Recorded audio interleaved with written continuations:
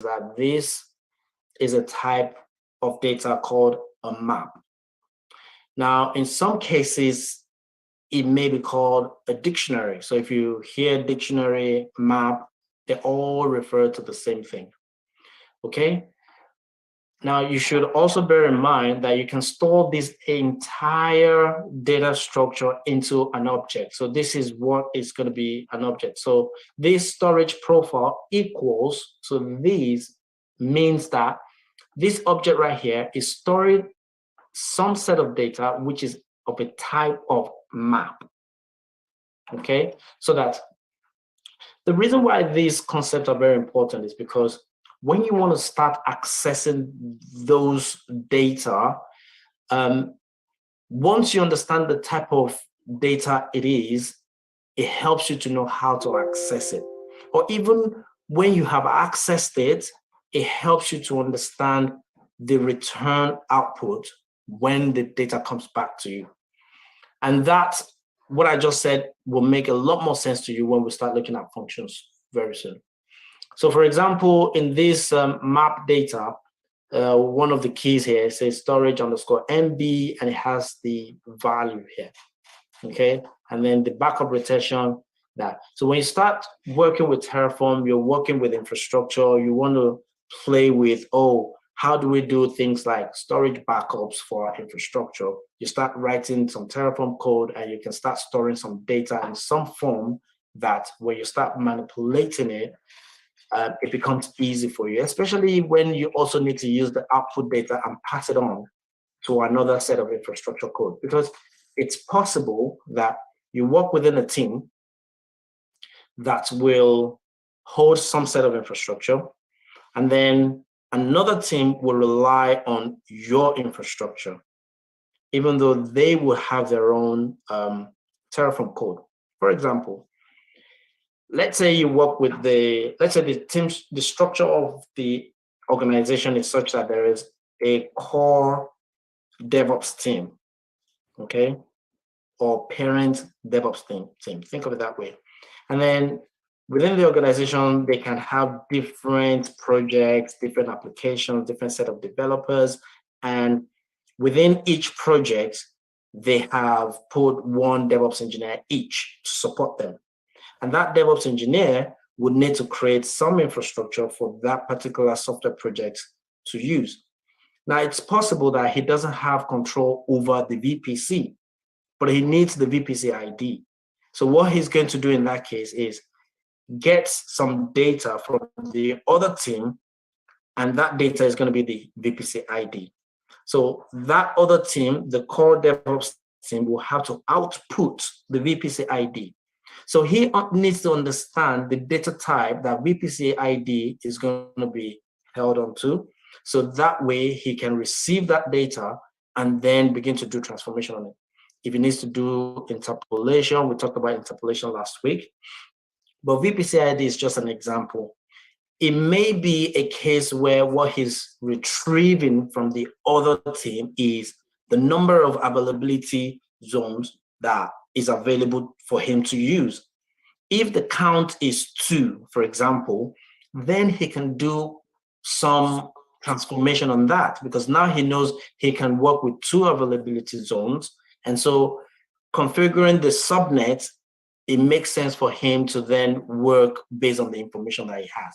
So that's just like an example of working with different data and making decisions with different data. So writing Terraform code is not just about provisioning infrastructure or a provision EC2 servers or a VPC and all that. It is a lot more about working with data, and understanding how data is being stored is very important. In this case, it's not like the data is stored in some database. All this data we're talking about is in memory, okay? So, and sometimes you don't even get to see them physically unless it's been explicitly output for you to then visualize. But understanding that a data would hold a certain data type will help you. And when we start looking at how variables are set, because in variables, you get to see that the variables will have default values, and the type can be set specifically as well. So in that case, when you see the type, you get to understand, oh, this is a string, this is a map, this is a list, and you know exactly what to do with it.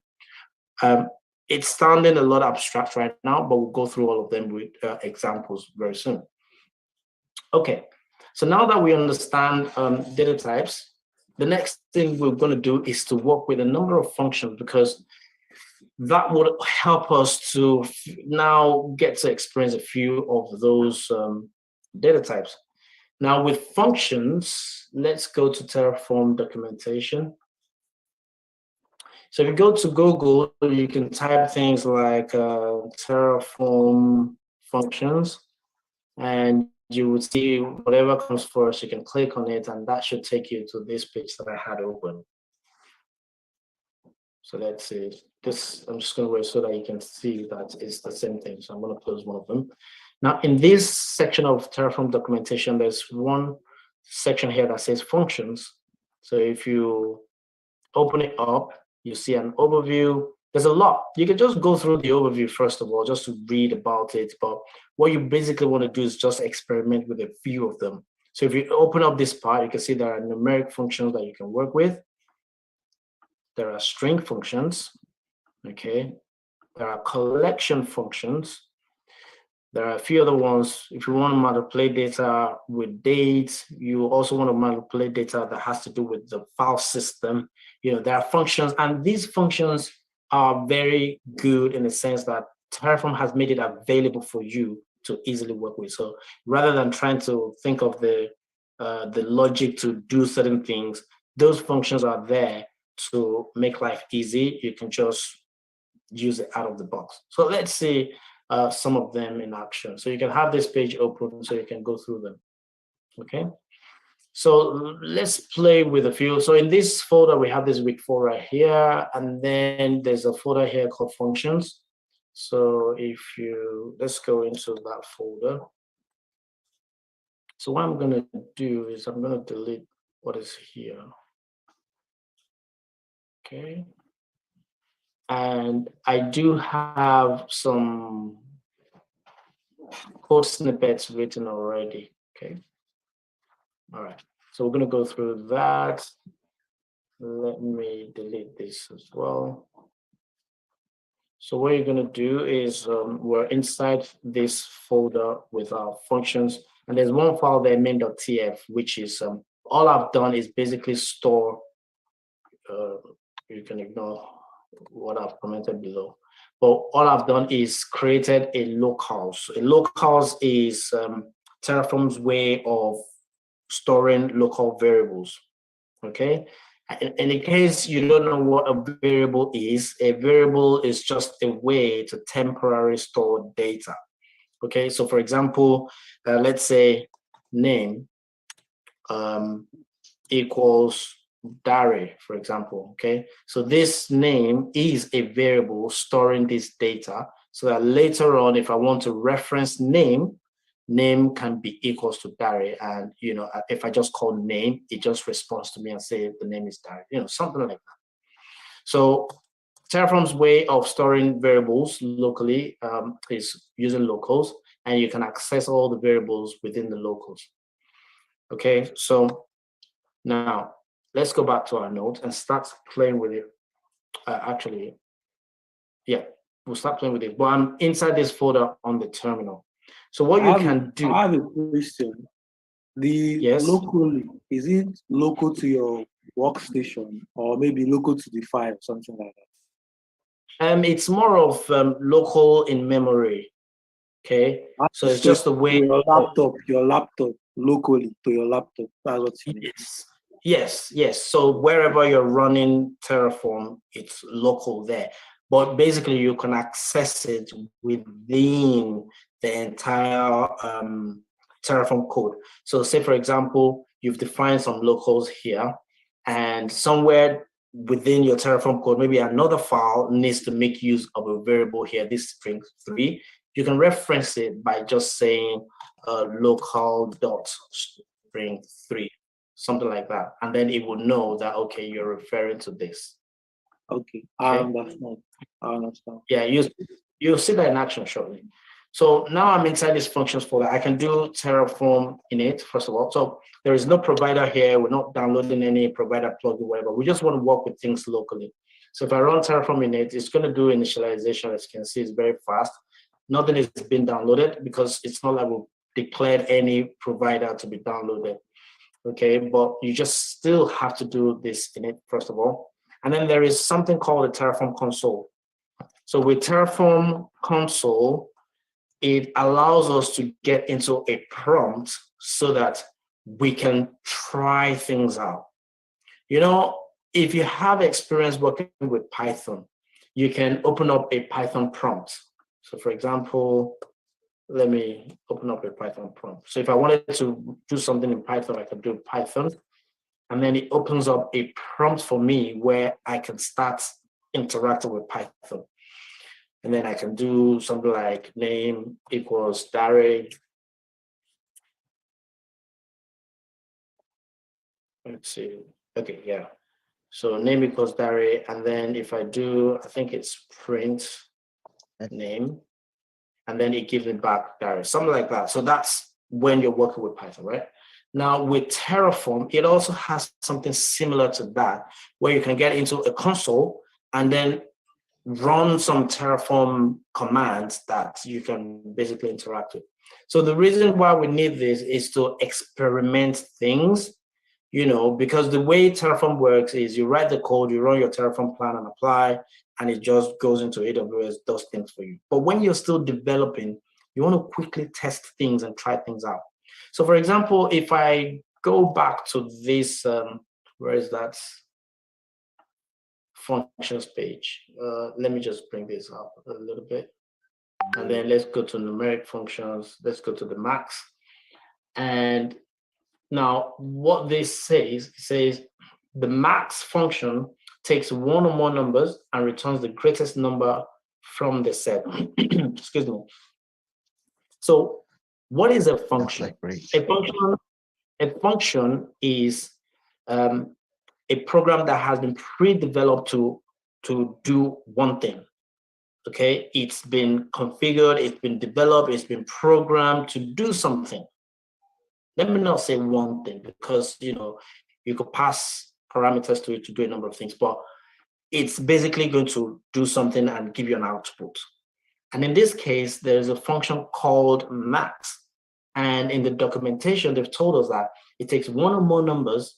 That means you can pass in numbers into it and returns the greatest number from the set. So out of all these numbers, it's going to look at the biggest one and return it, and that's why it's called max. So if we take this, for example, without this Terraform console, we won't be able to test this functionality. So if I hit enter, as you can see, max has returned to us 54. So if I use the up arrow and change this to 100, for example, it returns 100. So there's a lot of functions you can actually play with. And the good thing is that Terraform has written very short descriptions of what each of these functions do. And similarly, there's a min as well that does exactly the opposite. So if you use the min, let's use the same one we used before. And if I change this into min, it returns the minimum number, okay? So the reason I had to be in this folder and then run Terraform init is so that we can begin to work with these locals that I've set up right here. So for example, let's see if we have set of numbers. I don't think I have anyone.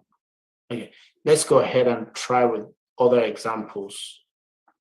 Let's go back to our notes. So we have me. So there's a number of them. You can go through these and just try them out. Seal, for example, is, say, for example, if you have, if you're passing a number to it, it returns the next number to the ceiling, basically. So for example, this 5.1 is going to return 6 to you because it's a decimal place, and it just goes to the nearest whole number that is higher than the number there. And there's the opposite, which is the floor. It goes to the lower number. So if I type in seal 5.1, for example, you can see This is going to the higher one, ceiling. Okay, and then this one, floor, will return number 4 because even though it's 4.9, it's taking us down. So you can use these functions to do whatever you want to do, depending on your use case, depending on what exactly you're trying to do. Okay. So what I will do is just go through some of these examples quickly, and then we'll go back into this main.tf to see some of the examples that are there.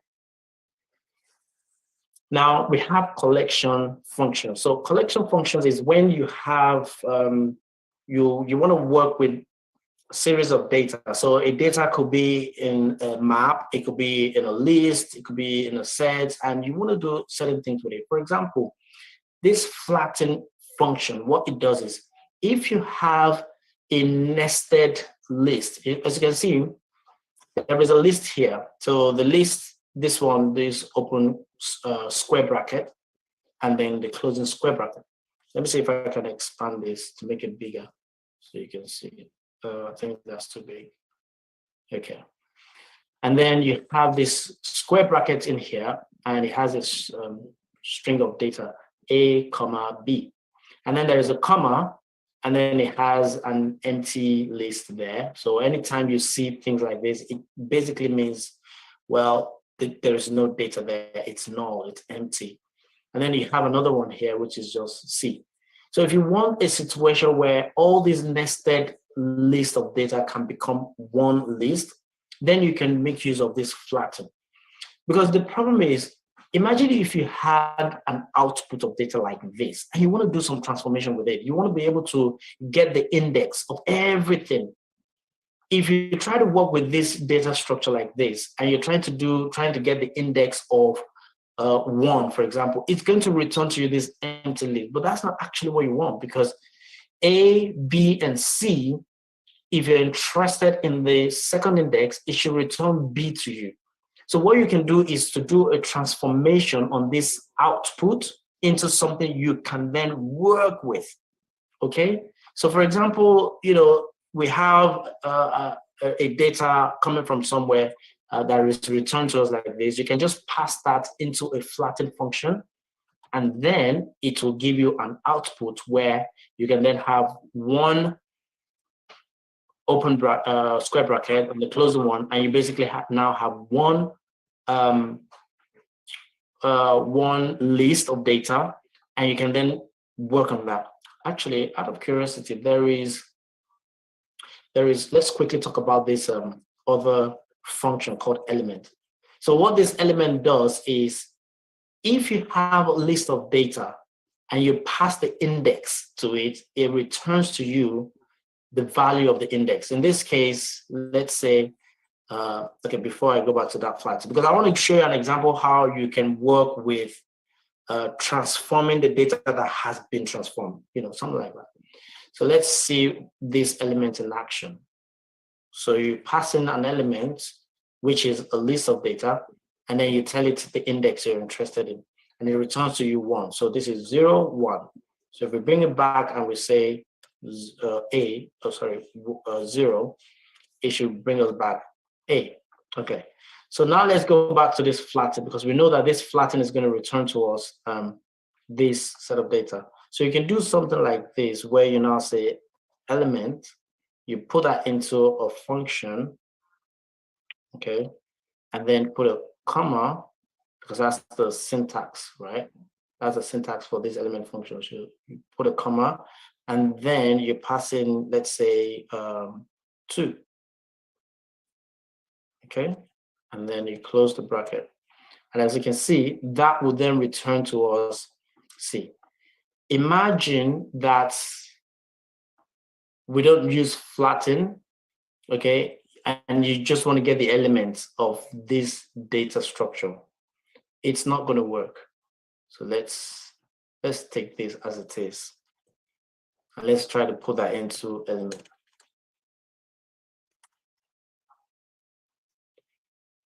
And then we'll have something like that. And let's say 2. Let's see. So even if it works, it's not giving us the data. Okay, in this case, it has, so this is 0, 1, 2. Now let's say we're interested in B. So ideally this should be 0 and 1, right? Now if I pass in 0 here, it's bringing back A and B, but that's not the intention. That's not what I want. Because if it's giving me 2 result data back, then that is data inconsistency. I can't trust that data.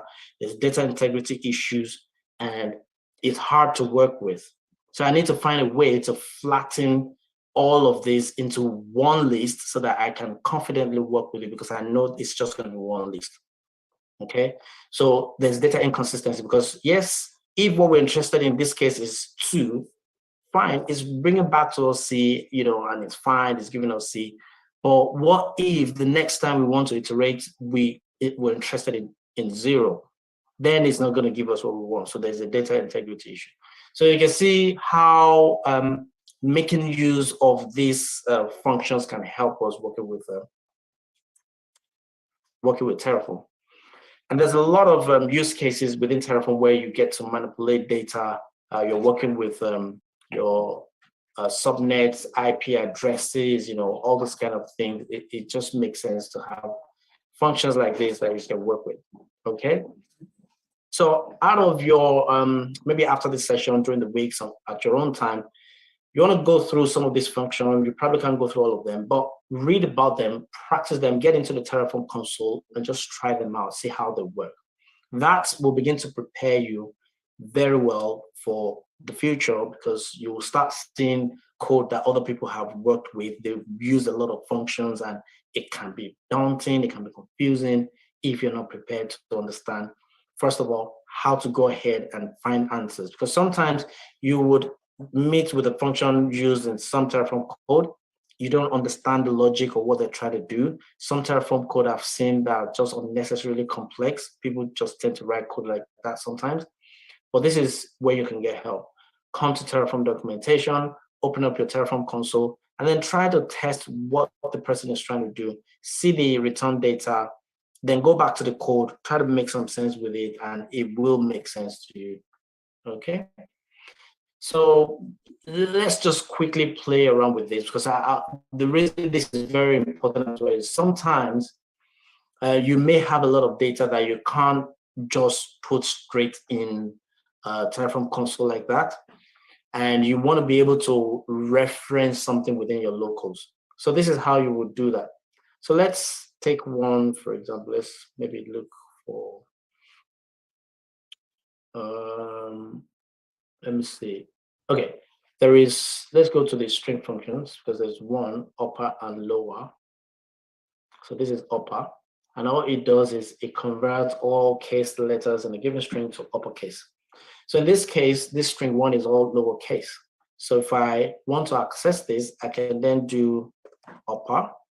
So I'm calling the upper function, and then I'm passing in local dot string 1 and closing the bracket. Okay, and what that's going to do is it's going to convert this data into an upper string. So it's possible.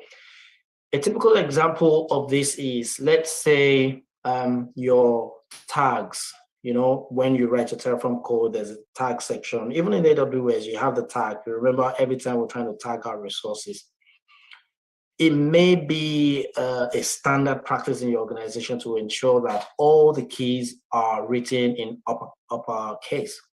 So someone may have written the code. Sometimes some people will just write lowercase and things are inconsistent. But in your infrastructure, things has to be consistent. This has to meet the compliance and things like that. Then you can use upper, so that whatever anybody has written in their locals, it basically just converts it for you. Or it may not be in locals, it could be anywhere else, but you can call the function, reference it, and it just works. Because you can do something like upper, for example, and if you're putting the data directly without using the locals, it's still going to be the same, because this local is basically just accessing the data directly. So if you're not accessing it like that, you can put it, put it in there. It works the same way. So similarly, there is lower as well. Let's see if there's anything in uppercase already. There's nothing, but it works exactly the same way. So if you were to use lower, it will take from, actually, we can do something like this. So we know that upper is going to return this directory. So we can then put this in lower.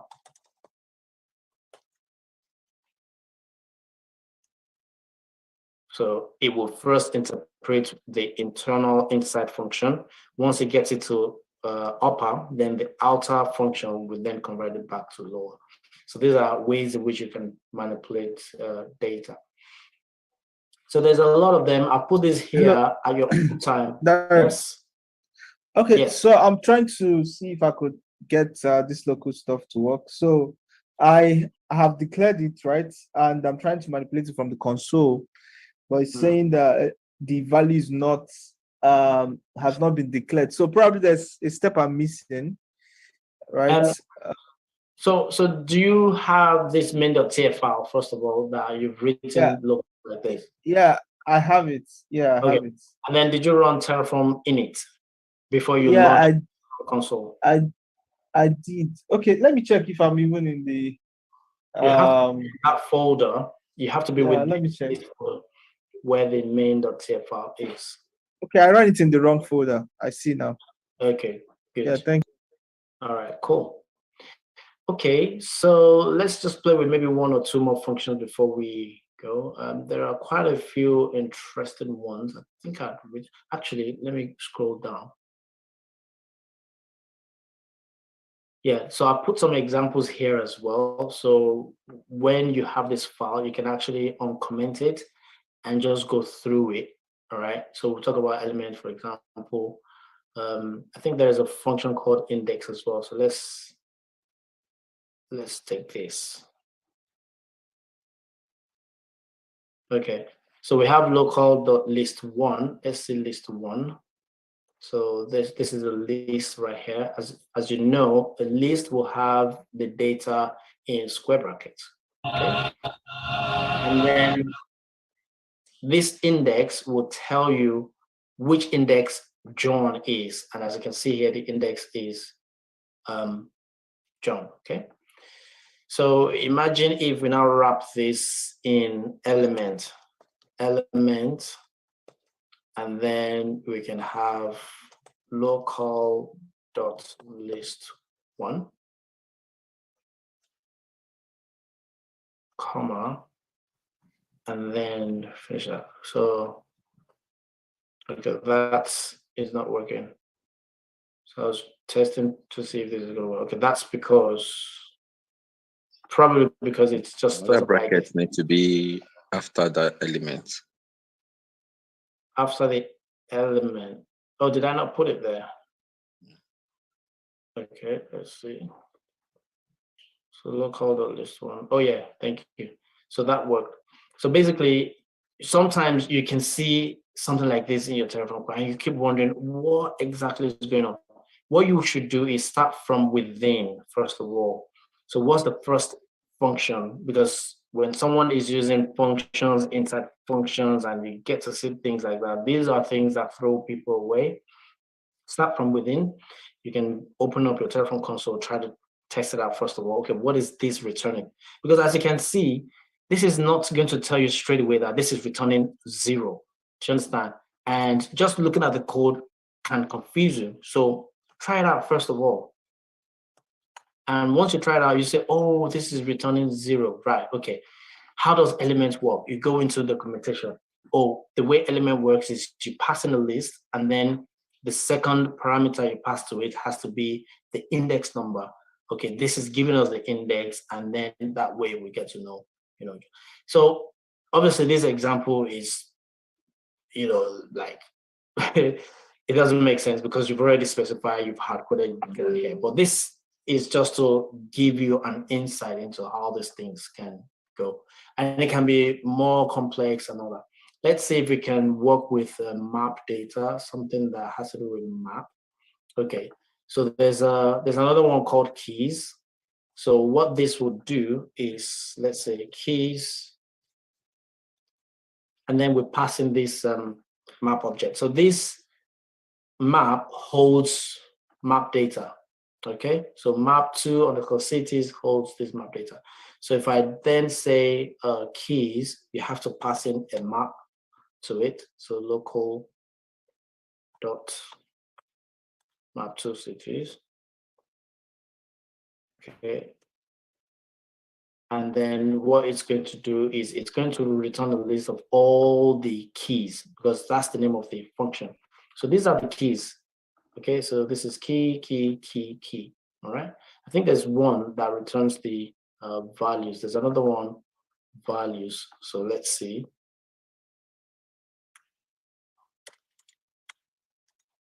Values. And as you can see, it returns the values. Okay, so very important concept. Functions, go through them at your own time, from time to time. You can even make it a point of work to say, okay, every week I want to learn 2 new functions, every day I want to learn 1 new function, just keep playing with it, and over time it just all makes more sense to you. Okay, so let's go back to our notes. And I still have a number of examples there. So for example, there are some functions that get to work with the file system. So for example, you know how this works in Linux, where you use this tilde that represents your home directory. So if you use the path expand function and pass in something like that, it basically tells you the full path where that file is. And sometimes you want to check if a file exists or not. And this will return a Boolean data type. Okay, so this is an example of a situation where a Boolean is returned. So if this file exists, it will just tell you whether it's true or false. Okay, file exists, it tells true, it exists. And if I remove this, false, this file doesn't exist. So sometimes within your programming, you just want to test, if these exist, if the response is true, then do something. Okay, if it's false, then maybe what you then want to do is to create that thing, and that way your code becomes idempotent as well. Okay. All right, so let's talk about modules, and this is where we're going to spend some time. So first, before we talk about modules, there is this code. I don't know if you guys have the time to go through it. So the number 1, we've gone through this few, I don't know, maybe last week or so. But we have 1 all the way to 20, and you have the networking side, you have the internet gateway, NAT gateway, security groups, all the things that we get to do to create the infrastructure. So let me exit out of this. All right. So if you run this, if I go in here,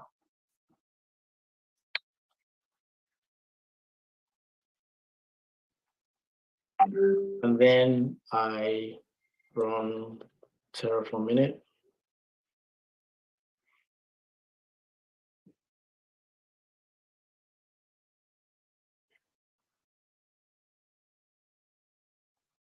so this is going to create our infrastructure.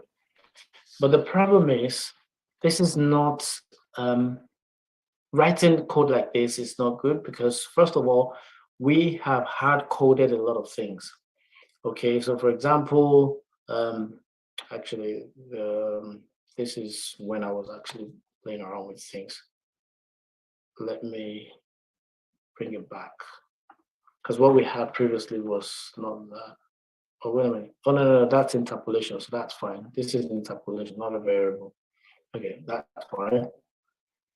Okay, so we have a lot of hard coding. So for example, if I go into the networking, we have this hard coded to say the setup block for the VPC is 100.0.0.0/16. Now, in most cases, you're going to be using the same Terraform code to manage multiple environments, because there wouldn't be one environment. There's going to be more than one, at least 2. For the poorest team that doesn't have a huge technology budget, would at least have 2, development and production. okay, so that they can use development for both development and testing and all that. But in proper team setup, you will find out that they have multiple environments. They'll have dev environment, they'll have some environment dedicated to certain types of testing. Okay, user acceptance testing, systems integration testing, penetration testing. They'll have multiple environments that you would have to build the infrastructure and then deploy your applications there. And then you have different kinds of testers going there to do, different kinds of tests. And then you have your pre-production or staging. In some cases, some companies call it staging. And then you have your production environment where the actual users get to access.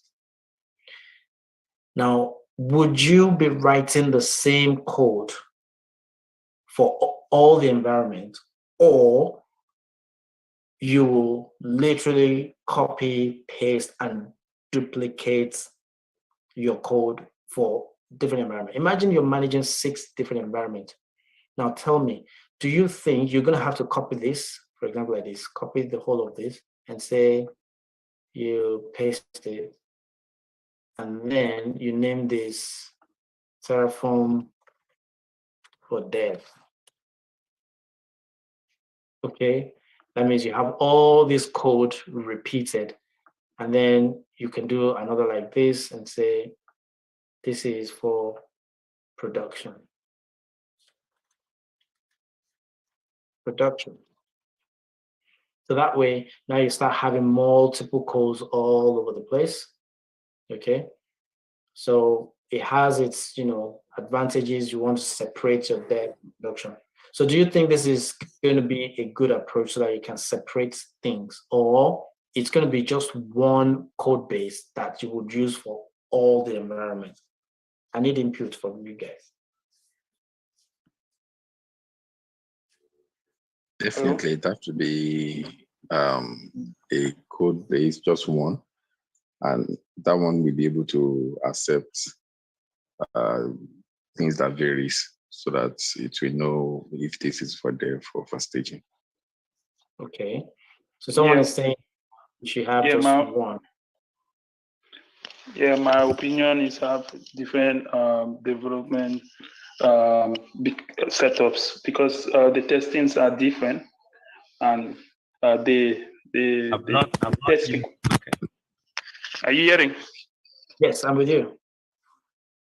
Yeah, the test requirements, or the things that they want to test in the different circumstances are different. So the different environment is different. Like, for example, if they need to do pen testing, that's a total different ball game. So it's something totally different that they really want to test. Okay, so I believe different environments. Okay, so you believe that we should have different code for different environments, basically. That's what you said, yeah? Yeah, I believe that we should have different environment, but no. It's standard that we're having different environment, no doubt. We're definitely having different environment. But in terms of Terraform, how we're going to be managing these different environments using Terraform, the question is, are we going to be having different code for different environments? Or we're just going to have one code that all the environment is going to share? Okay. I think we should have a single code base. Okay. Then use programming to, programming to now determine what goes to test, what goes for testing and that. Because repeating all the codes doesn't look like a good practice to me. Okay. Yeah. Jide is raising up his hand. Yeah, sorry. I was going to say, we have just one code, one piece of one code base, but then we can have that takes variables. Okay. Based on the environment, would run different, but we'll run different programs, but with the same code. Right. Okay. I believe. So to me, I believe one code base on the different environment. One code base. Okay. Right. For me,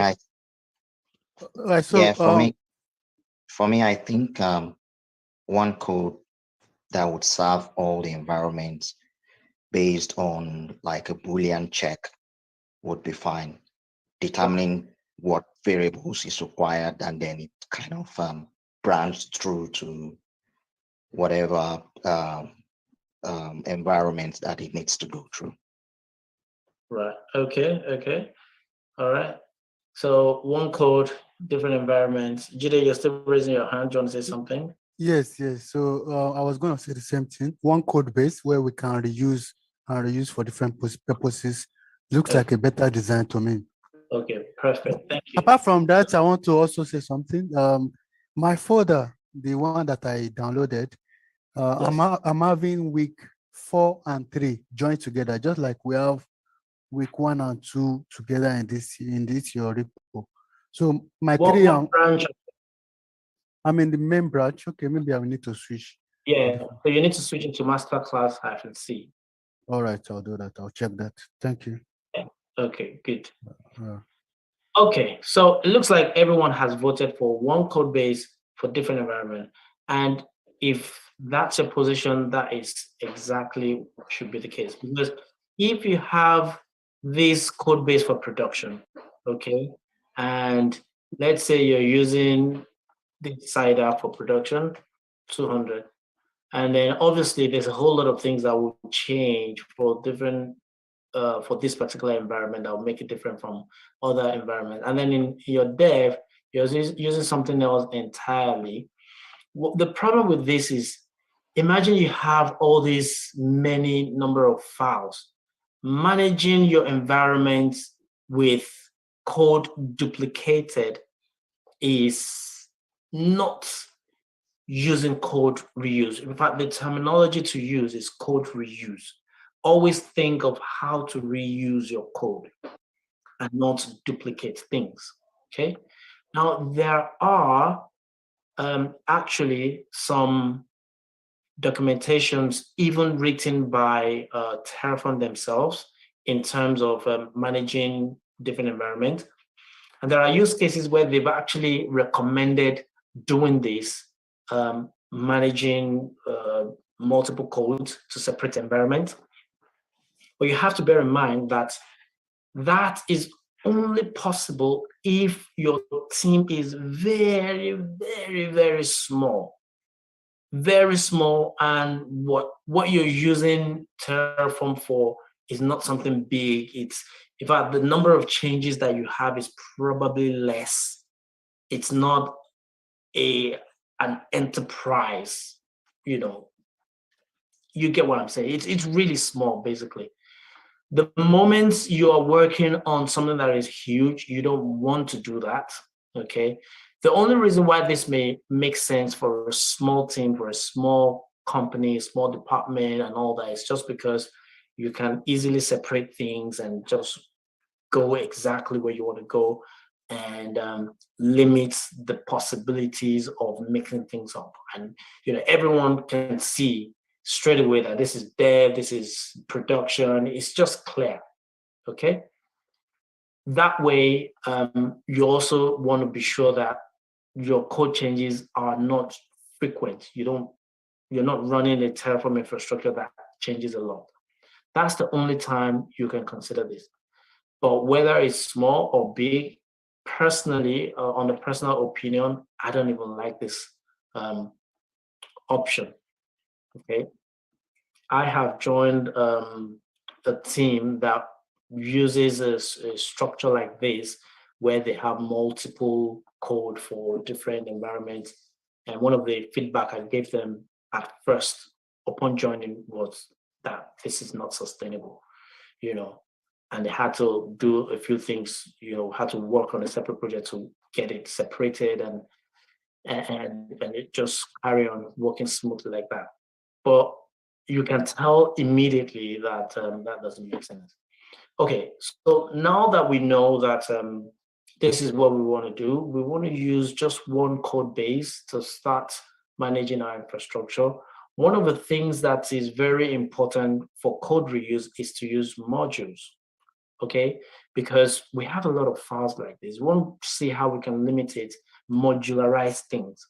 So when you modularize things, you can have a module that is doing a specific thing, and the entire code in that module can literally be reused. So if another team is coming and they want this functionality in Terraform that does something specifically, they can go to that module and use it. For example, you can break your infrastructure up into, going by our infrastructure already, you can tell we have network, we have compute, we have proxy, we have the data layer. You can have your infrastructure broken down into modules like that. You can have a module exactly for networking so that everything that has to do with networking lives in there. And so if another team comes up and they also want to start using Terraform, they can use all the Terraform code you've developed for networking and they can reuse that. And they don't have to start from scratch, writing internet gateway, NAT gateway, VPC, security groups, all those things. They won't have to start writing all that specifically for their team. They can literally go into the module that you've developed, and reuse it. And that way, your teams become a lot more efficient, and you can think of a project, and in one day, everyone is up and running. So let's see how to now start refactoring this code into a module. So I'm going to create one module for networking, and part of your homework is to then use the same concept that I've used to then break down your infrastructure and then refactor and modularize into proxy, into data layer, and all that, and however else makes sense to you. Okay, so this is one of those things where there's no one thing that is the answer to, like, I can write my code to do certain things the way it makes sense. I can refactor it to make sense. It's still the same code. We're just doing refactoring, but this is where your creativity comes in. So once we go through the process, you then begin to practice it on your own. And if you find something else that you just want to change, to improve, you want to introduce variables somewhere else, then you can go ahead and do that. So what I'm going to do is I'm going to create a new folder here. I'll call it Terraform example 2. So everything that has to do with example 2 is the modularization of what we're doing. So what we'll do, first of all, is we'll create a folder in there. We'll call it modules. Okay.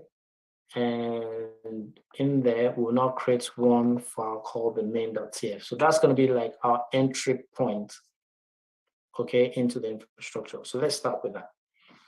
So from our existing code, which is example 1, we need the provider, obviously. So what we can do is we can, let's take the provider code. We can just copy that. And then in our main, we can just put it there. Okay, so this is initializing our infrastructure, and that's fine. Now, the first module I'm going to be creating is networking. So everything that has to do with networking is what is going to be here. But so that we can visualize this folder very well, I'm just going to create a second folder. But this time around, you guys will work on that. So I can just call it compute. Okay, so there's networking and compute. Now, I've also written here steps so that when you want to do this, you can basically follow this step. So what we're doing right now is all these 10 steps. So create a module folder. We've done that. Copy the 2, 3, and 4 files. So the 2, 3, and 4 files is this, the networking, all the networking related files. So let's copy the networking. So this one is where we create the VPC, the subnets, the private and public subnet. So let's go into our module networking and we just paste it there. Okay.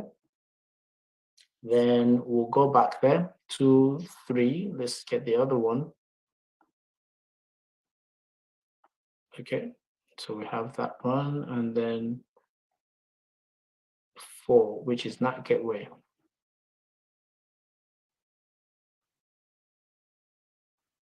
All right. And you can start renaming them properly, because now you guys are no longer Terraform babies. So instead of using 2, 3, and all that, you can just call it VPC. Okay, and this one you can call it Internet Gateway, IGW. So this is sometimes how you see things. So this is NAT GW, not gateway. So now we know that everything networking is within this module folder. Okay. Now that we have that, we then need to start making use of this network. We're not changing anything. It's exactly the same code. Everything is still hard coded. Nothing special right here. Okay. Looks like someone wrote.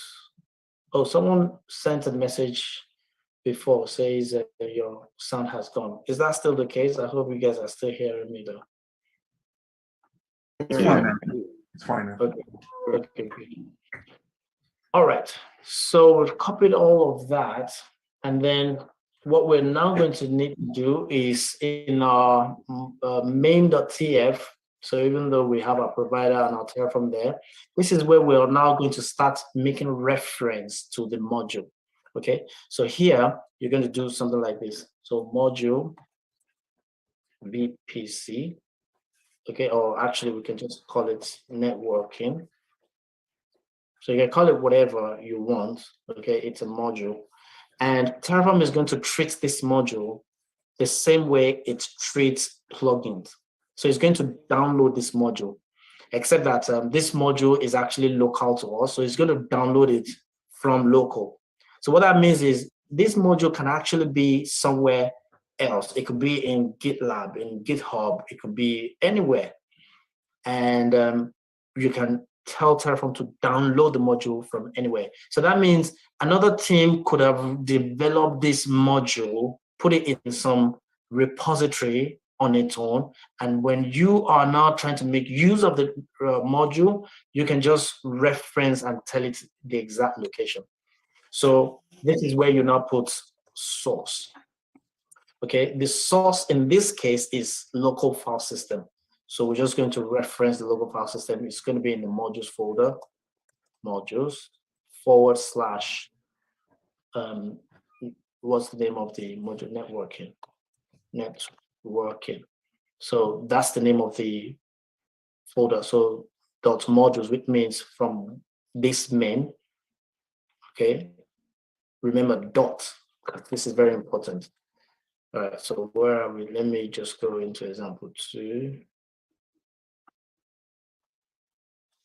Okay, so we are in this folder where we have this main. So when we run Terraform, we're running Terraform from this main. So within this main, we're saying if I do ls./modules, now we can access modules. So that's why we're doing this // because we're trying to access it.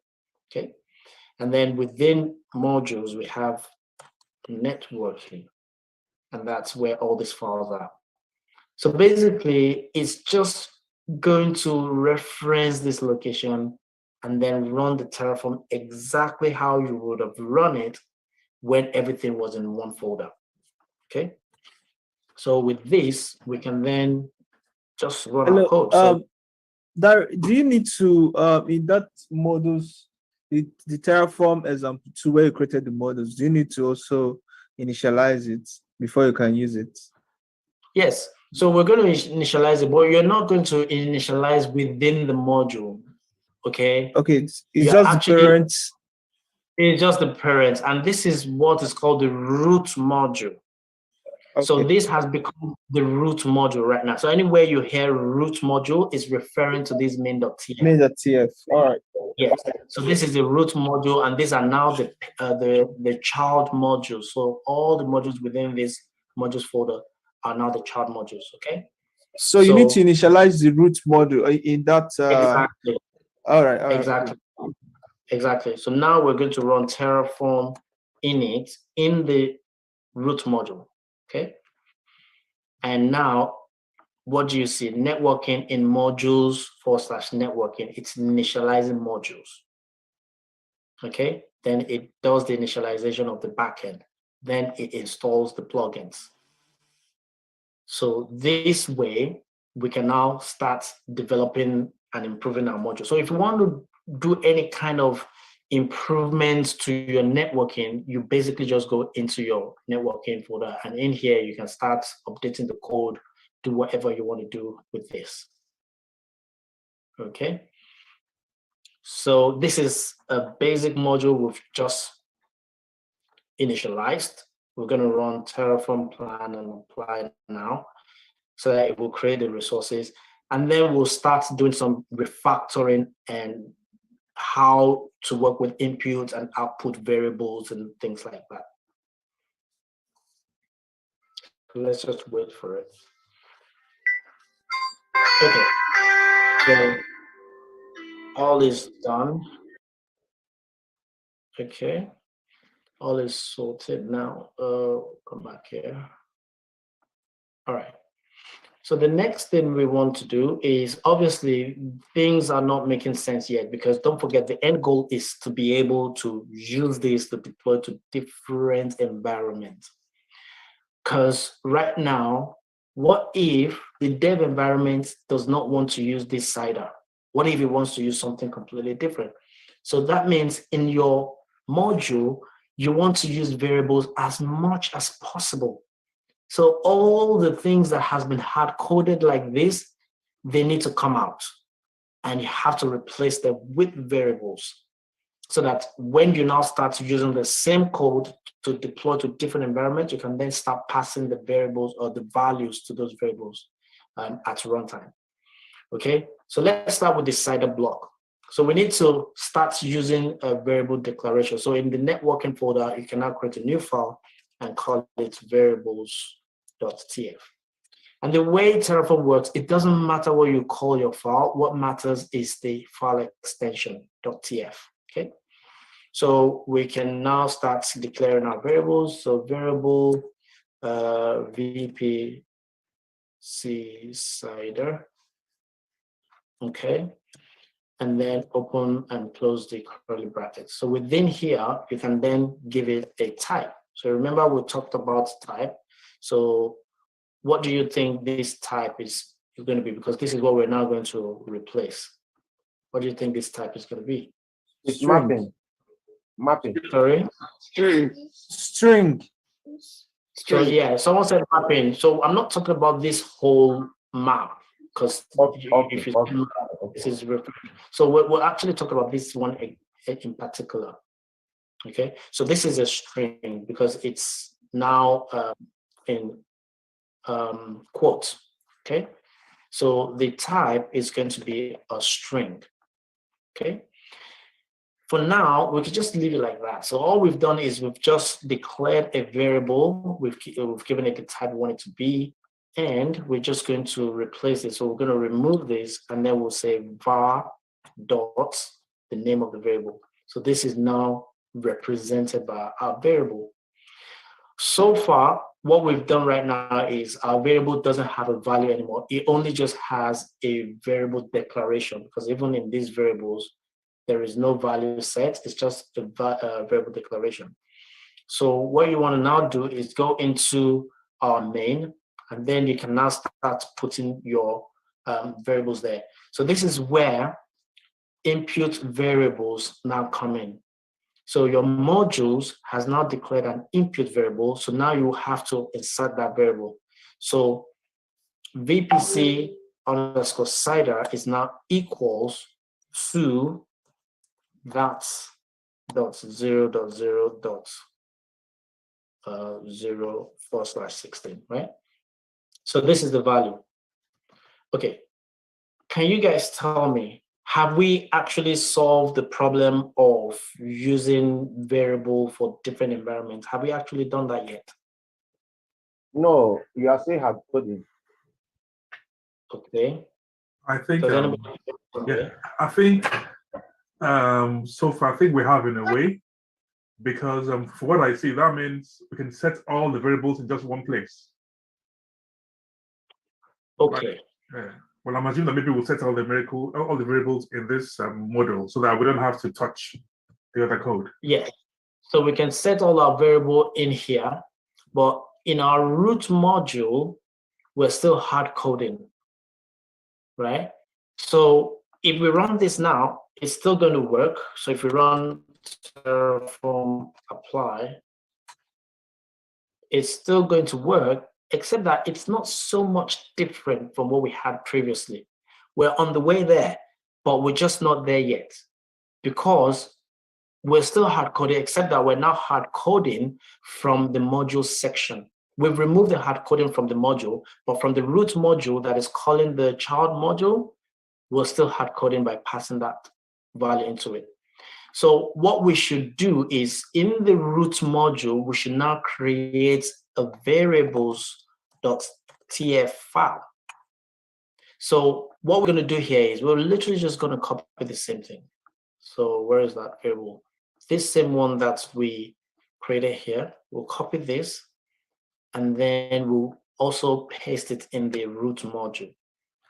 So the reason for this is so that, let me minimize this, I'm going to our main, so that rather than specify and hard code this, now that we've created a variables .tf file for the root module, actually, where did I create it? Okay, I think I created it. It should be here. Okay, so it should be in the root module. I hope you're not confused, right? So it's in the root module. So in our main.tf, what we now need to do is var dot, what's the name of the variable? VPC cider. Okay, so now we're passing the variable from outside into the internal variable. So this variable here is actually the variable used by the module inside. The one outside is the one that we're passing here. So to remove complexity and confusion, we can then name this variable out here. Let me just, for clarity's sake, I can just say outer variable VPC cider. So this is just for your own learning, because in the real world, you probably see that they will use the same name, but just to let you know that this variable is different from the variable that we declared inside the module, okay? So now you can now use this so that you get to see that, okay, this module is expecting this variable. That's the one we declared inside. Outside, we've declared another variable that's holding that value.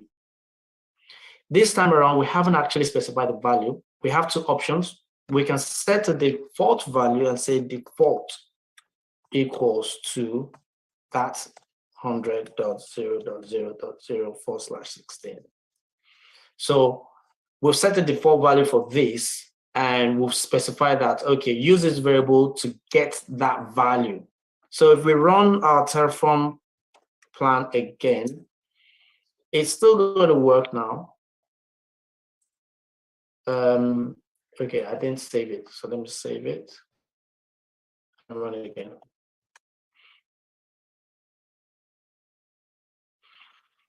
So it's going to work, except that this time around, it's going to now pick up the default value that we've set.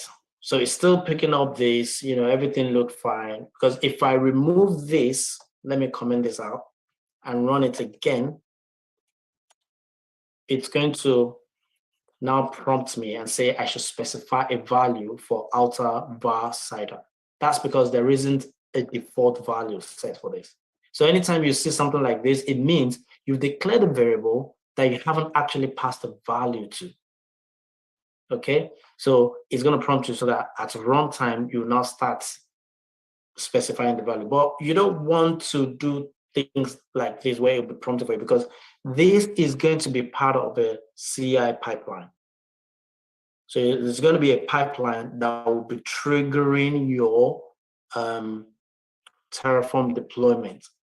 It's not going to be running from your terminal like this. And if there is prompt on your pipeline, then it negates the whole purpose of having a pipeline in the first place, because you're not going to be inserting values. So what we're now going to do is we're now going to create another folder and call it environment. So this is where we now start setting values for different environments.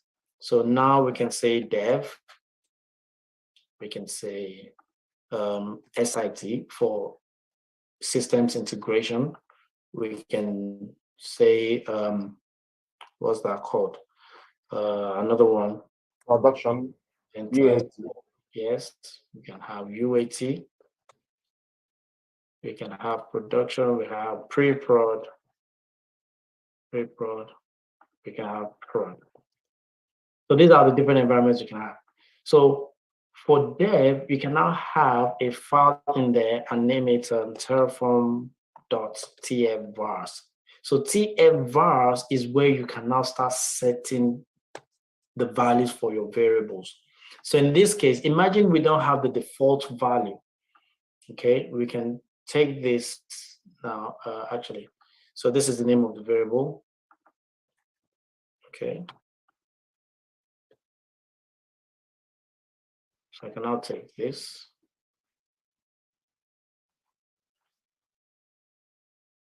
Okay, and then I can set it here.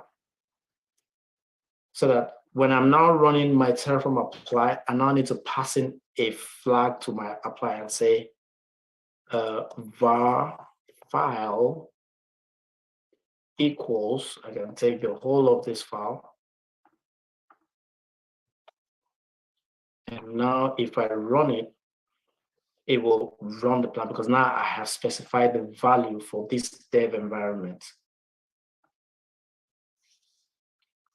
So if I now want to run for pen test, pre-prod, whatnot, they will then have their own TF-vars. So the TF-vars for pen test, if I paste that, can have its own different configuration. So this can be 20. You know, it can be something else entirely.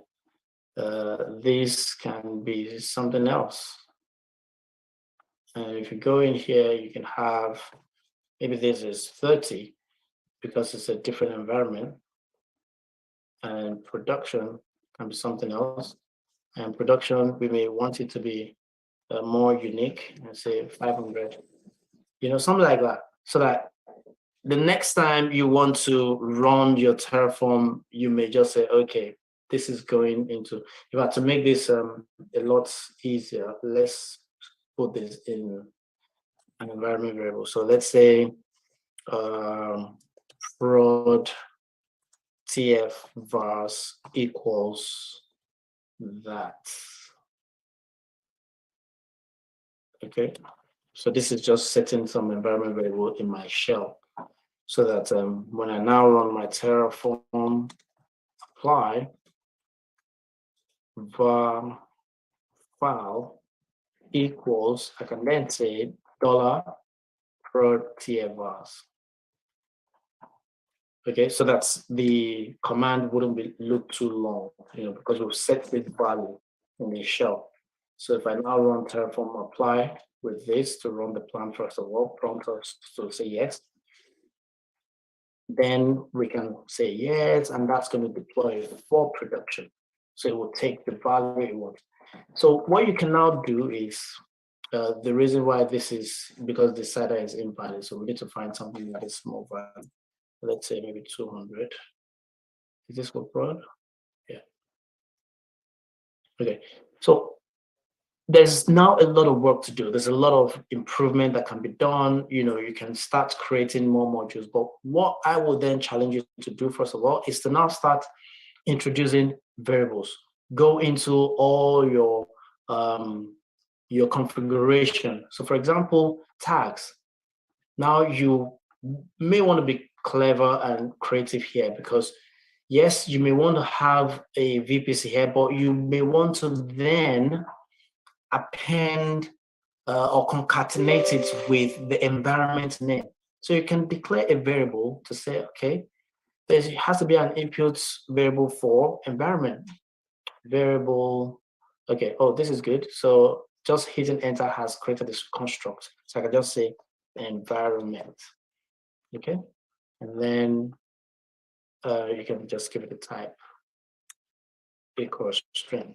Okay. Now I can come into my VPC and say, okay, I want var.environment to be part of this. Okay, but the way this is going to work, this is going to be a little bit tricky because you still want this masterclass VPC, but you want something like prod-masterclass VPC, something like this. Okay, but this is not going to work. As you can see, it's already giving you red squiggly lines there.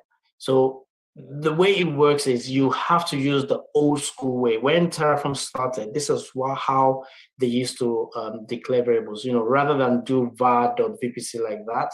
This is what we used to do then. So you put it into something like this. It still works. I think the var is outside. Oh, no. How do they do it?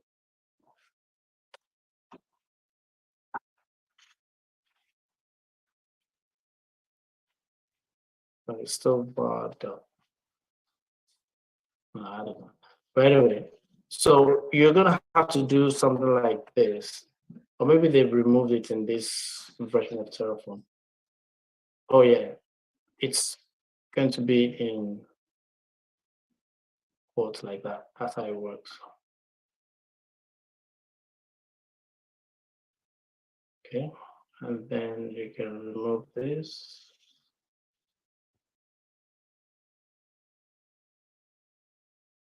Okay. Can't you use format The function? masterclass should be outside. Okay, yeah, the masterclass will be outside. Yeah. So Can we use format function? Yes, you can use format. Yes, you can use format function. And if you go into, where is it? Into this function, yeah. So there's an example for format here. Okay, so you can also use format function. You can do, you can get creative and do whatever works for you. Okay, so but the simplest way to do this will be something like this. Where are we? All right. So basically what I'm trying to say here is you now have to start introducing variables, create variables, introduce variables, and just keep playing around with this. All this CIDR block for subnet, start playing with them, bring them outside, and then you now start having a lot more input and output variable, input and output. Okay.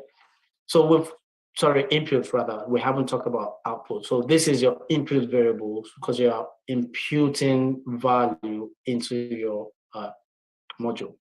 So there's one more thing that is very important, which is the output variable, because it's possible that you need to use data from a different module. Because take, for example, if you go here, our security group, this is security group, right?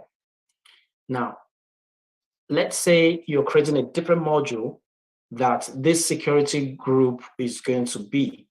And in your security group, you need to interpolate the ID of the VPC. Okay.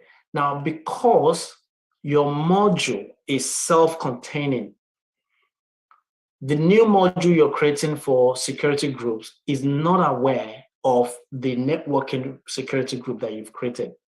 This networking security group now, everything that's happening in here, this is not aware of it. So imagine your security group is coming into this module. There is no way it's going to interpolate the VPC ID that was created here. So that is where the output variable now comes into play. So you can then create a file here called output.tf, okay? And then you have to send out data about the VPC ID. So the way you would do that is you now specify output, and then you give it a name. So you can say, VPC ID, right? And then the value is going to be coming from, where is it? AWS VPC. So let's go back to our output. So AWS VPC dot, where is it? Dot main.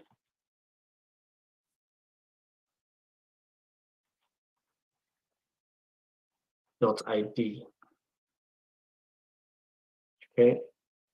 So think the value equals. So that's what it expects, so that you get to tell it the value. So this is now going to be an output, and the value for this is now going to be stored in this output variable. So that when you now start creating a new module, so let's copy this and paste this. And let's call this, let's say, security groups, okay? And then if the name of the module is called SG, let's just assuming that you've named it SG. Now, in this security group, it's going to need the ID of the VPC.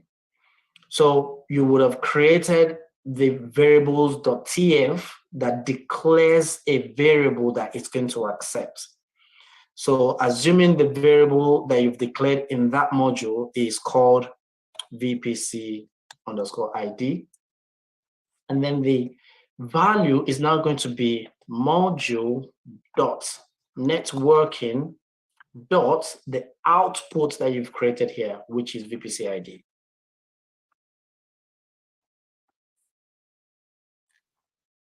You mean modules? So this way, modules, yeah? It adds modules, yes. Yes.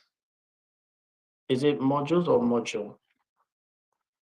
Let me confirm. It should be module. It should be module. My VS Code is suggesting module and it works. Okay. So it should be module. Terraform output variable module. Let's just see if we can find an example there.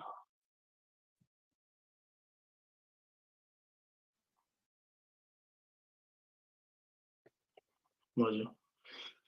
But I think it's module if we can't find it. But when you're practicing this, you can just try it out. Okay, if we can't find it here. Okay, yeah, there it is, module. Okay, so this is where they've given an example of it. So it's module, yeah. So this way, you're able to then pass in the value of the output variable that you've created here into the another VPC. And Terraform is about working with data, passing data around, okay? Sometimes, like I said to you, you are even going to use data sources from a completely different Terraform setup entirely, because this can be a Terraform code for one department in an organization. Imagine this is one from another organization. They can have resources created that you then get to use things like data sources that you can pull. It's all about pulling data, getting the data into some variable or into some variable, yes, and then you can make use of it for whatever purpose that you want to do. So for now, what you have so far, there is a lot of projects, a lot of work, a lot of things that you can get your hands on, especially from this existing code that you can now start working with. Start small, just the same way we've done. Follow the same process, start small, start working with input variables, converting everything to variables, and then go into the function section of the documentation and start trying out different functions. Read about it, practice it, and think of, oh, okay, I may be able to use this somewhere. And that's how you get better using Terraform. And that's it. So this is where I would like to end today's session, and even the whole of Terraform thing. Well, we're still going to come back to it when we start talking more on pipelines, because we'll see how a typical pipeline will work with Terraform in Jenkins. But what I would like to say at this point is, when we come back, because we're going to go on break for 4 weeks, so 4 weekends basically. During those 4 weekends, there are a few other sessions that I'm going to be holding. You can join those sessions. Those sessions are a lot more advanced than where you are right now, but it's going to be helpful to you because it gives you an idea of what's coming ahead. But during that period, it is for you guys to finish a set of videos, which I'll be sending to you after today's session, at least about 10 hours, right? But what I want you to start focusing your attention on is containerization, Docker, Kubernetes. And then when we come back, we'll then deep dive into Helm, deployment, migration, CI/CD pipelines, DevSecOps concepts, capacity planning, release management, all those kind of things are things that we'll then start getting our hands dirty on. So yeah, so this is where we're ending today. And if you guys have any questions, let me know and we can go through them.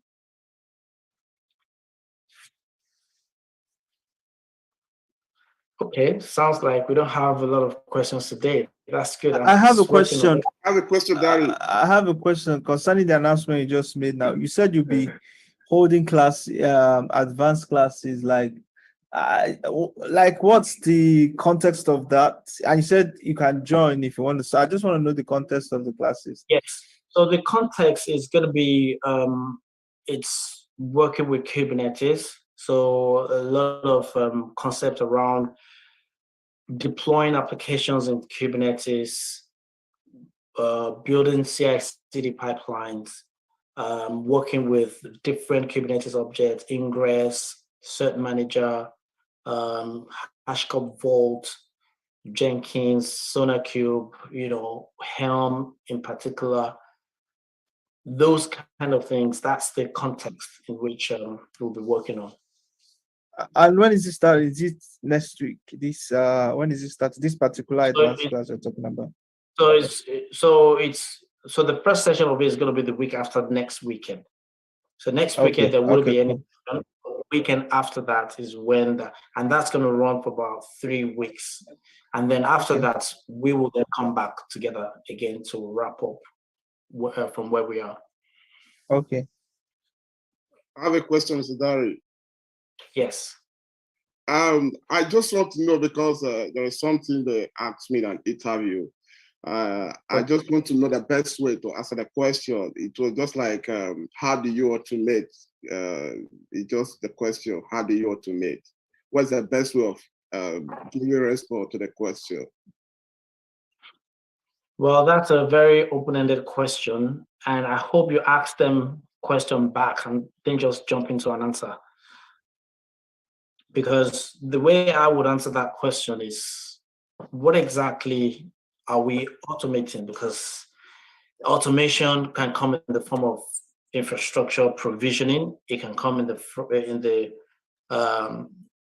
terms of configuration management of the infrastructure. It can also come in the form of automating releases of application. So what exactly are we trying to automate here? And then the person can go into further details to tell you exactly. And it might just be a case where they just want you to express yourself and talk.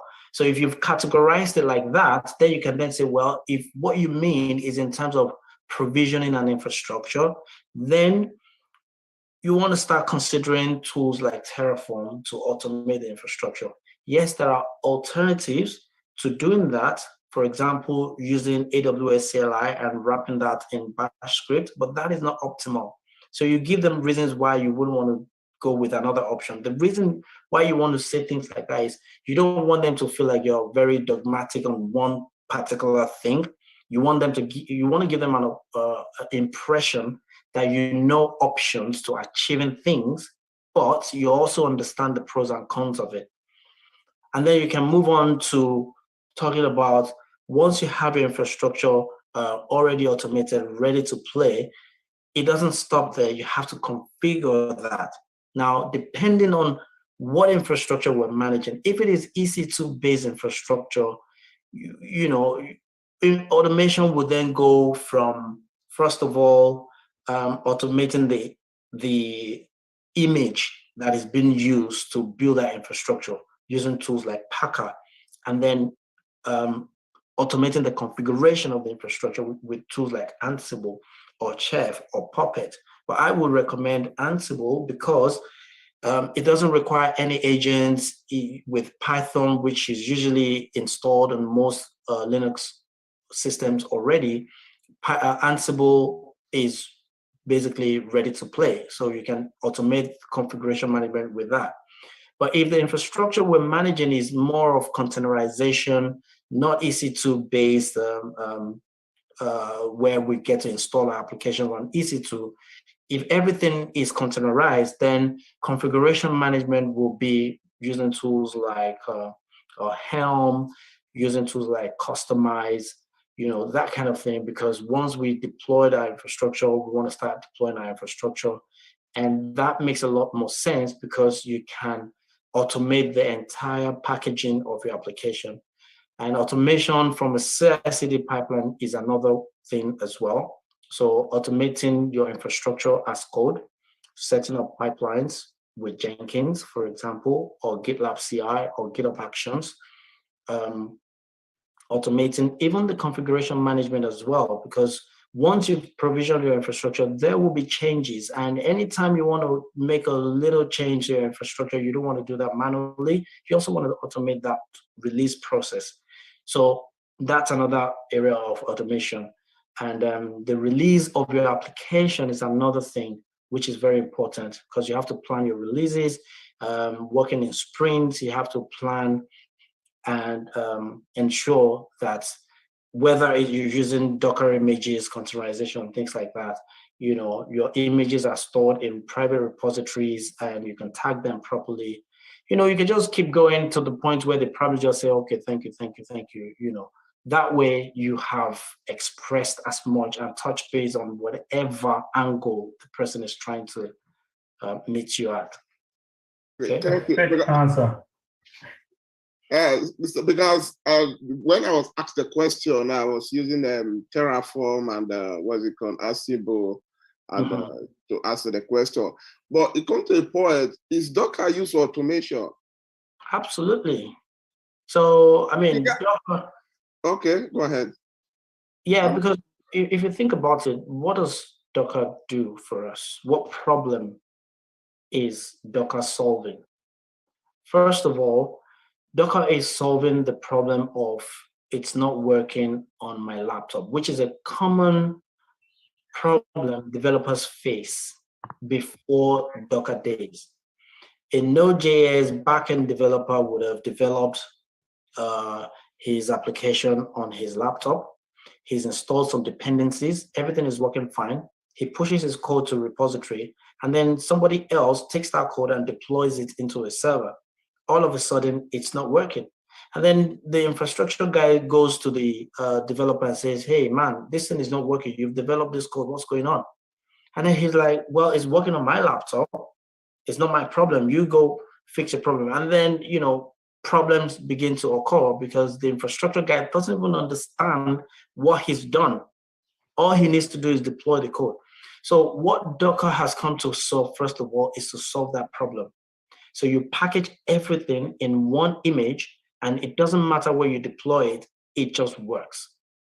So that is a process that is being automated. If you look at a Docker file from a base image, you're running some dependencies, you're installing some dependencies, you're copying some files into it. You're doing all those things, you're automating that process. But then you can take the automation to another level. You can even do some CI/CD within the Docker image where you run a stage to build, you run another stage that runs tests, and then you run another stage that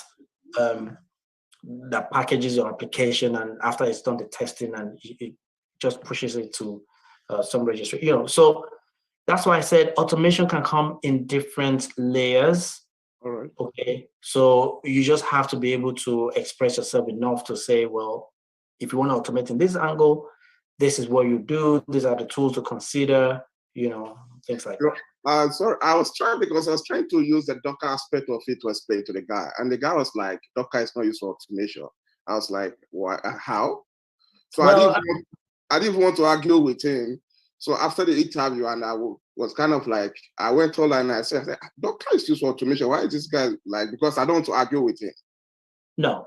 So it depends on how, because interviews can go south and, depending on how you manage it.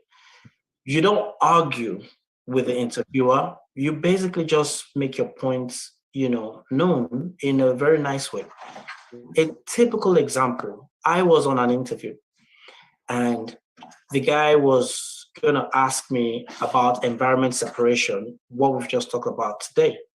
And he was asking me, what is the best way that environments should be separated using Terraform? Okay. And I expressed the ones that I feel is the best way, using TFVALs that we talk about, using Terraform workspaces, and he was like, there's still more. What is it? Now, what he was expecting me to say is using the directory structure to separate environments, the same one we talked about initially. And I had to say to him, well, yes, it is an option, but it's not an option that I recommend. I don't like the approach for these reasons. So sometimes the interviewer have their own opinion about things. A lot of these things are debatable. When people say best practice, what is best practice? Is it something that somebody has highlighted and said, oh, it has to be this way? Sometimes best practices for my organization is bad practice for your organization. Yeah. So there isn't really best practice per se, because sometimes these things has to be dependent on what works for my team, right? So when an interviewer is having a different position, you can debate things. It's not arguing. All right. Nicely, you still make your position established. At the end of the day, it becomes fun. And interviewers actually like that sometimes because they just want to see that you have the possibility to challenge opinions. The reason they're hiring you is not for you to come in and then start taking everything they throw at you. You want to be able to ask questions too. So they ask you to do something, you're not really just going to just jump on it straight like, you ask questions that, but why are we doing this? Why can't we do it that way? You do your research, you use your some of the experiences common sense, those kind of things. It's not arguing, it's not, it's just trying to help at the same time. Don't get me wrong, some people can take it the wrong way. Yeah. Okay, but you just have to be very, very nice about diplomatic, So yeah, Thank you very much. no problem. Hello. Hello. So two things. The first one is for the class you said it's going to start 2 weeks time. Are we going to get an invitation for it? Yes, you will. Yeah, you will get an invitation. Tomorrow is part of the things I need to do to plan the scheduling and sending out invites and all that. Yeah, so you will get that. The second one is like 20 questions. So just shortly, if you can just speak to it. I'm currently working on a new infrastructure for a particular company. So I'm in between a decision. The first one is usage of JFrog. My team is considering if it is actually necessary or not. So I'm of the opinion that if we use that to store our binary or some of our dependencies, it makes our deployment faster. So that's the first one. Then the second one is let me remember. I kind of forgot the second one. So the second one is when we are planning our deployment, we have the opinion of either using Nginx or Istio.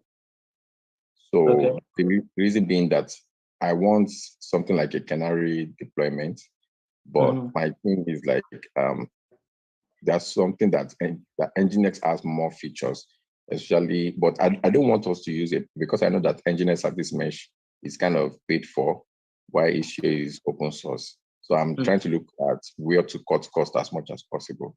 And I know that Istio give me some advantage. I can do boot tracing and things like that. So I just want to know what your preference would be.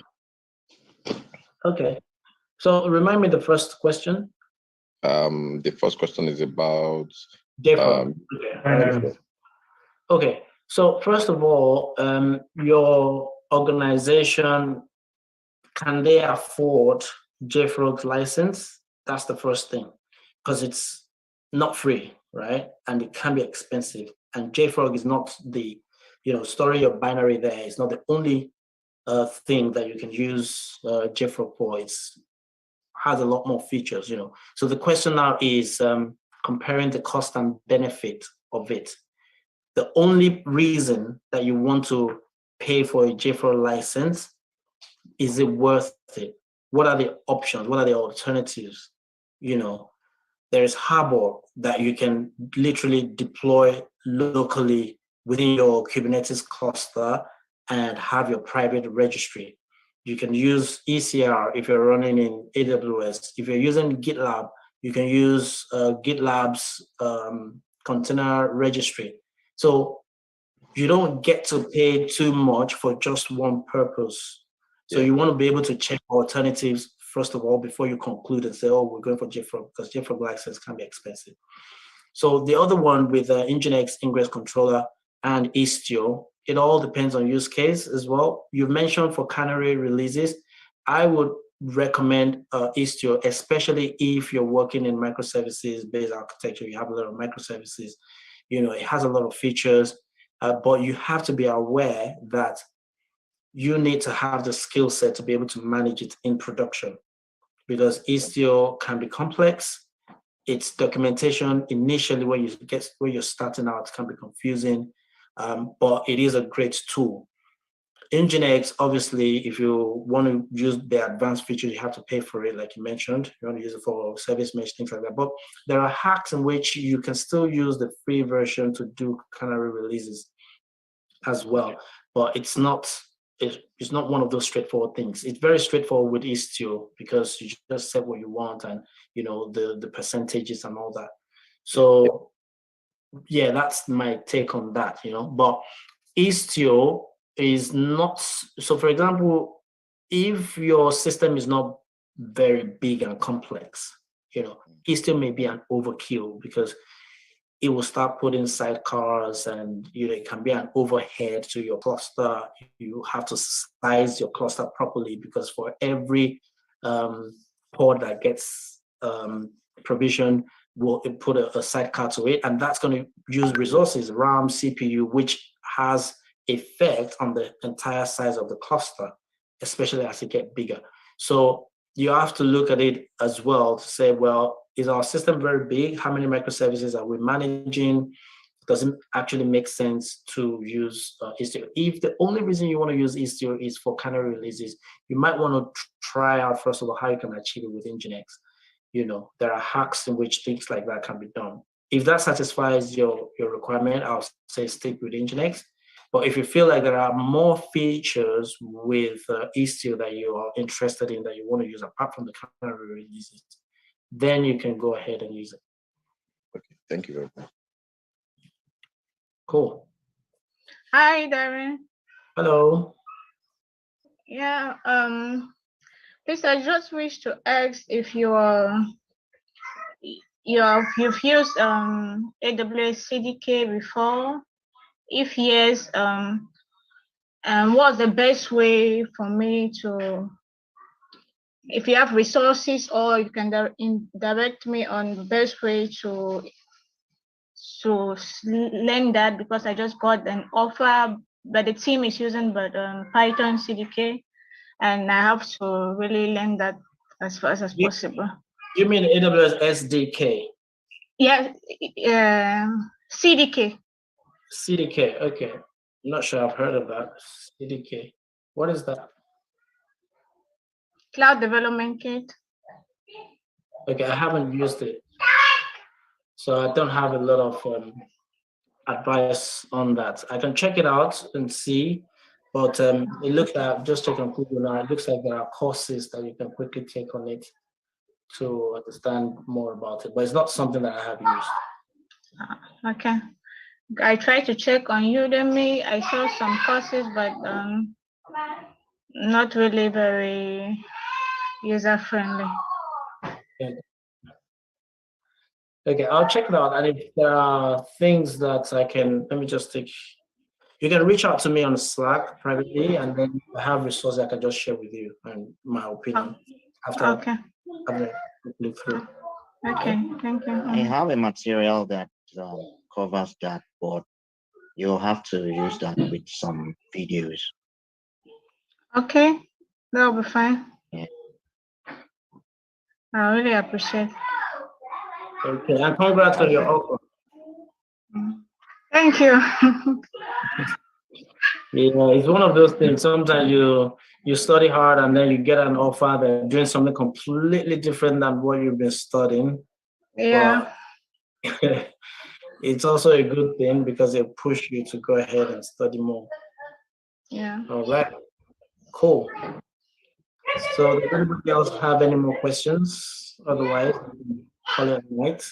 Okay, Mr. Gary. I'm just I've just noticed that most of us now are actually coming from tech background, and that is almost opposite of where I'm coming from. But I'm not discouraged anyway, because I'm just asking, at what point can one be able to be familiar with a lot of the terms you are using? You know, you talk about hand, talk about puppet, talk about a lot of things that are really strange even at this time. And I'm asking, at what Okay. point, sir, can one be able to be familiar with those words?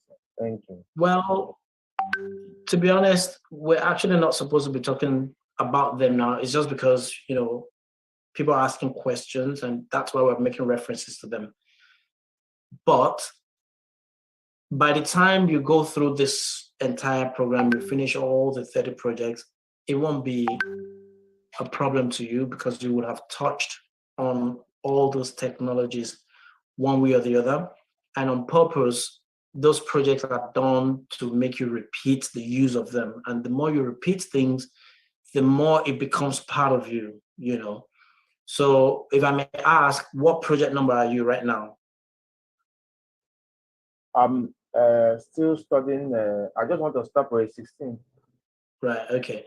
So you're almost there, okay? But just carry on because we haven't started doing anything. At project 16, no containerization, no Helm, none of those, okay? So you just carry on, complete the whole of 30 projects, and then you can reevaluate yourself again. Now you're on project 16. Obviously, it's not this. What you know now is not the same as when you started on project 1. So you've moved higher. You now learning. I am still learning. I learned from you guys. Mabel has mentioned something that I'm actually going to go and check out myself again. So that's just the way it is. You hear new technologies, boom, you go. You'll find out about it. Okay. So that's just, unfortunately, that's how this industry works. You keep on learning, it never stops. And to add on that, I'm not coming from a technical background. It's just constant learning, and this is my first tech job. So Thanks for highlighting that, because some people feel like when people get job, it's actually because they've been in tech, but no, it's just when you practice, you learn, you keep doing these things. You don't have to come from a tech background. It's not rocket science. It's constant practice and believing in yourself. Because some people have this, is it imposter syndrome, they call it. You just don't feel like you're good enough at some point. It's a normal thing. A lot of us have that, but you just have to build the confidence. In fact, I watched, I saw a video on Instagram and it was the most horrendous thing I'd seen. This guy literally came out and said, do not buy properties, do not invest money in real estate. And he was given reasons why you shouldn't do that. And he was saying it with so much confidence that you almost believe and fall for that kind of thing. And a friend of mine just said to me that look,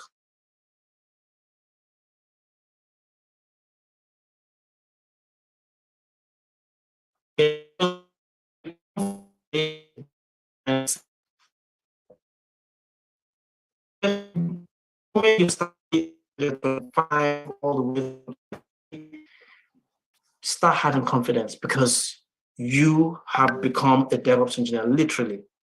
All that requires from then on is just practice, practice, practice. Okay? So that's my 2 cents. Okay, thank you, sir. Lastly, sir, you made mention of the other time sprints, and you repeated it again few minutes. What exactly do you mean by that, sir? Okay. Well, it's more of how projects are managed in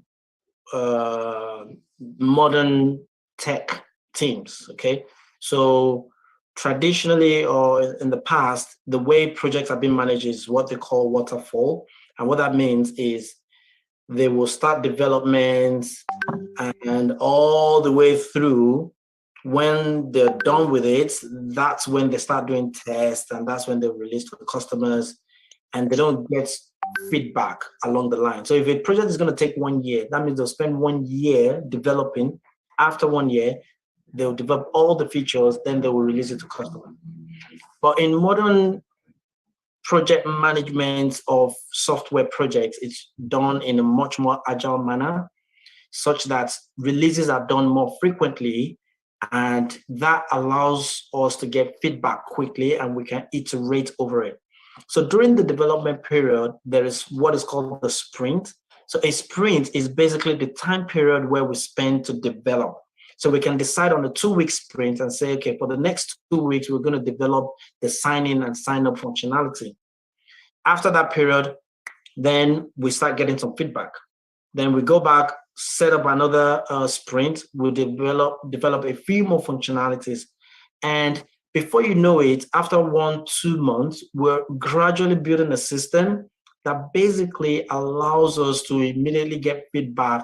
If there are bugs, if there are errors, we can keep on iterating and ultimately have a solid product by the end of 2 years, rather than the waterfall approach where they just keep on developing all the way to the end before they start getting feedback.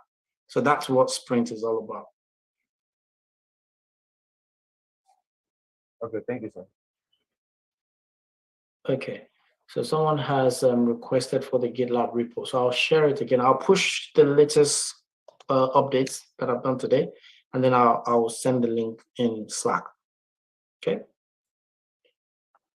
All right. Yeah, Gary, I have a question, please. Sorry. Yes.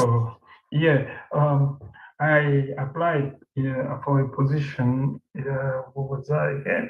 Is it system administration? But it has the requirement when you go into the job requirements and things that you will have to do. It's more like a step before the DevOps. So I was kind of I didn't know in my mind whether it will probably not be the right thing for me to go in for, or is it like, will it sound good in the future, like to say I was system administrator and we covered this were my kind of function, this were the things I do on my everyday. Will they regard it like experience in DevOps, or because clearly it is there that those are the things that we will be doing, but the job title doesn't carry that. Yes. So I just want to know in the future for maybe. So this is just one of those things where you have to be give yourself target. Working as a systems engineer is definitely a good thing for you. It will help you become very good at managing servers, troubleshooting things, writing automation scripts, Bash, if it's a Windows-based environment, PowerShell script, and things like that. So it does have its place. Yes, it may not require some DevOps skills, but if you go in, give yourself a target. If you're going to be there for 6 months or 1 year, take all that experience, and then you can go back into looking for DevOps work. But while you're there, you want to make sure you're still in touch with your DevOps skills. So all the DevOps technologies, Docker, Helm, Kubernetes, all those things, you're still in touch with them, you're still learning, implementing other projects just to keep you in tune. So that once you acquire that experience, you can then go back. You'll structure your CV to ensure that you are able to put things that you can defend. Because if you say you work on Ansible and you've been asked questions around Ansible, you want to be able to defend it, right? Yes. So that's it. Because there was someone who started with us, when we launched this platform in 2020. There was a guy in Canada who actually got systems admin job, just exactly how you mentioned it, but unfortunately, he's still there till today. And I keep telling him anytime we speak that, look, you stayed too long because you wanted to become a DevOps engineer. You're now a systems admin and all you write all day long is shell script, which is good. But if your goal is to eventually just be very good at DevOps cloud and all that, you don't want to stay there for too long. That's just, my take on that. Yeah, and that's the trap. I'm thinking, I don't want to get myself in that trap. But on the other way, I feel like really the experience going in for the system really will be so good for me as well. Will be. It will be, absolutely. It will help you with your shell scripting and automation at that angle. Okay. Another second. Let's say the last question is about all of what we are doing, because, like, for example, if we have been asked questions about how do we check the logins, how do we the monitoring and all the rest, there is this company of which I think my whole interviewing process is going quite all right. They are more on Elasticsearch. So I want to know whether is it something we will cover with this our studies? Yeah, it is. Okay. And also, they are using Salt in the place of Ansible. Is it something we will touch? No. Okay. No. So that's something you probably just want to take a crash course on outside of this. Okay. And if I should ask, because, like, for example, I'm going in like some guy new, of which in the first place I already made them know that I am more on Ansible, right? It's true that their system is working, and like you said, best practice, that one works well for them. If I should be coming there maybe to suggest them Ansible, what do you think? Do you think it's something okay, or I should just I should not focus on that? No, if it works well for them. Yeah, I don't think so, because imagine they've spent the last 1 year writing Salt script, and then you're coming to say, "Oh, get rid of that, start using Ansible." That's not going to work. And all their engineers, all their DevOps guys, the experienced guys, they are more comfortable with the Salt. Well, I mean, you can pick up Salt, quickly, because even Salt now has works similar to Ansible, where you don't require agents and things like that. So you can pick it up quickly. It's just more of understanding how it works, its own specific terminologies. And I've gone through it already, and it's not strange. It's quite all right. It's going well so far. And also another thing, like talking about the team. You see, there was this question that was being asked about how many of you are in your team. Okay. Yes, because I gave an impression like I've worked in kind of a DevOps related environment already, just so that I should not be giving a lot of this experience and knowledge just from nowhere. You see, so they wanted to know a little bit about my team. My team, and also to know about the number of containers that we push, and things like that. So if you can just round it up a little bit fast for our good understanding, especially the non-experienced ones, who are some of the highlights in a team? Okay, so let me answer this question by showing you an example of what our team structure and setup looks like. Okay. So for example, most DevOps teams are relatively small. You can be in a DevOps team that's just 3 of you or 4 DevOps engineers. Okay. In some cases, it might be a case where you're just 1 or 2 DevOps engineers working with developers. Okay, that's another scenario. So it's either of both. So you can either have a dedicated DevOps team supporting different software projects, or you may be a part of a development team supporting them from a DevOps perspective. Okay, so that answers the first question. Usually the small teams, because if you're working in a team that is practicing Agile Scrum teams are relatively small. Okay, it's usually not a large team, small teams, 5, 6 ish. Okay. Now, in terms of container, so this is a typical example of our own platform. Okay. Yeah. So, and these are all the microservices that we run.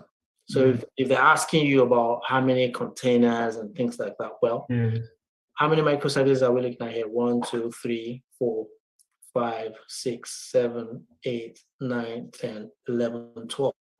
So 12 microservices for an entire application.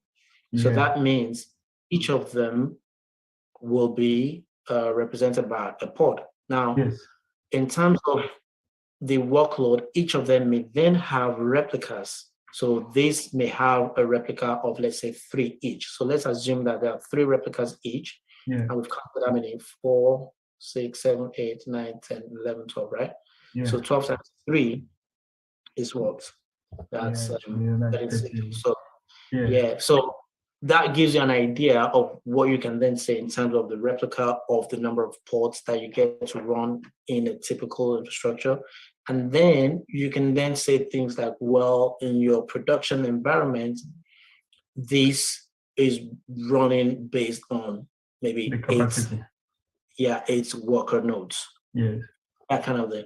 And then each of the nodes, you can already have something in your mind to say, okay, it's going to be T2 medium, T2 large, T2X large, understanding that, okay, T2X large is going to be this number of RAM, this number of virtual memory. That will just paint an impression that, well, you have worked within a team, you know what you're talking about, something like that. Okay. So this, I thought this would be the best way to answer this, to show you something.